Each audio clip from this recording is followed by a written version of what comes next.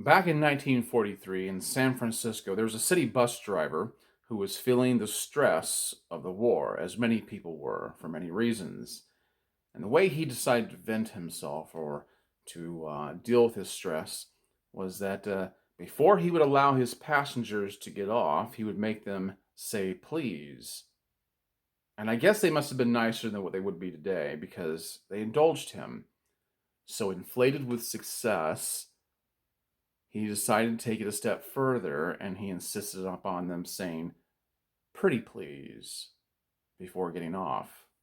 Now, they already thought this was weird enough as it was, but this time he had taken things a little too far, and they called the police. I don't know what happened to him after that because this was just a small blurb in a newspaper back then. But that's how he dealt with his stress. He took things a little too far. He might have even thought that it was constructive. He might have thought he was doing a good thing. He obviously had a sense of justice, right? And that's why people do a lot of things, you know? A lot of crimes are committed out of a high sense of justice. Not that this is a crime, but that's just an example of how people take things too far and they take things into their own hands. But stress is never going away. It's a permanent facet of everyone's life.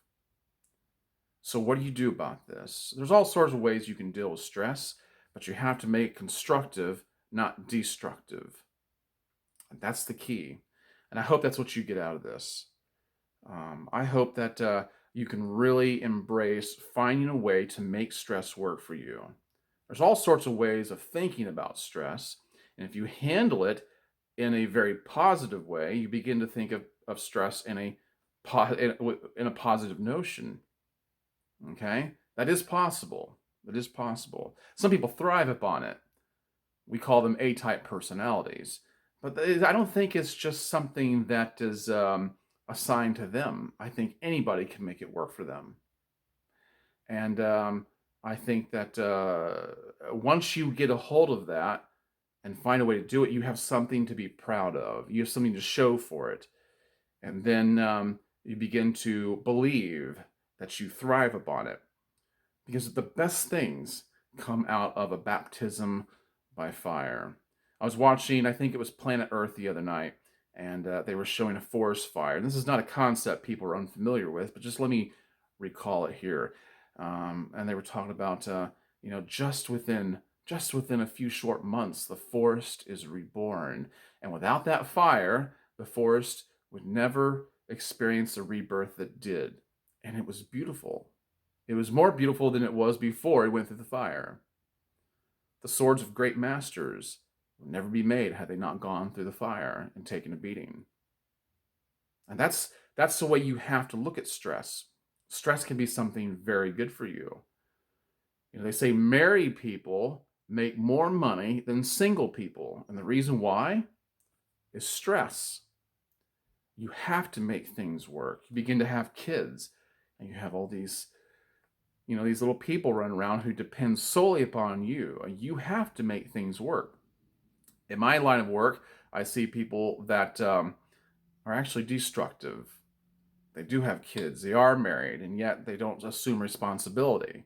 They don't handle the stresses of life very well. When it gets to them, they indulge themselves in a way that's not really working too well. And so there's a lot of loose ends, and they begin to lose the grasp of a lot of things that are actually quite important and essential to everyday life, like power. Okay? And so I think it's important to think about how we can direct this these the stress that enters into our life. It's not something we invite. It's not something we ask for. It's something that happens to everybody. Sometimes stress can tell you when you get a bad health report that you need to start exercising, you need to start eating better. When you're running low on money, you might need to find another source of income. If your marriage is in trouble, you might need to find help. You might need to, if your relationship with your family or your coworkers, your customer base or anybody is bad. If you go around with a bad attitude all the time, it's making you miserable. You learn to find a way to deal with that stress, and you get better and you become really good at it. And see, that's the key, is becoming really good at stress. And all too often, we don't hear people talking about that, about becoming good at stress. But you can be.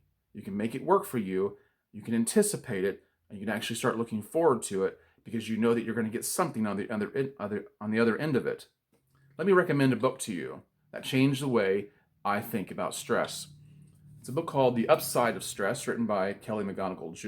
Kelly McGonigal's almost said Jr. I don't know why. Kelly McGonigal, and I first uh, discovered her through a video on YouTube. You know those TED Talks videos? I saw something. I guess the title of the video caught my attention, and so I watched her discussion on this subject, and it's fascinating. And as you can see here, it says why stress is good for you and how to get good at it. Let me just give you what it says on the back of the book here, so you kind of get an idea. It says, "What if everything you thought you knew about stress was wrong? And what if changing your mind about stress could make you happier, healthier, and better able to reach your goals?"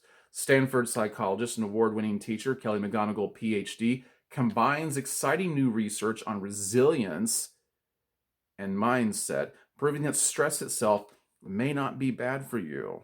She really does turn the whole subject on its head. I'm telling you, you really need to read this book. This is, in fact, embracing stress makes us stronger, smarter, and happier, and can even inspire compassion and enhance empathy. Distilling science, stories, and exercises into an engaging and practical book that is both entertaining and life-changing. The Upside of Stress shows you how to cultivate a mindset to embrace stress, how stress can provide focus and energy, why the brain is built to learn from stress.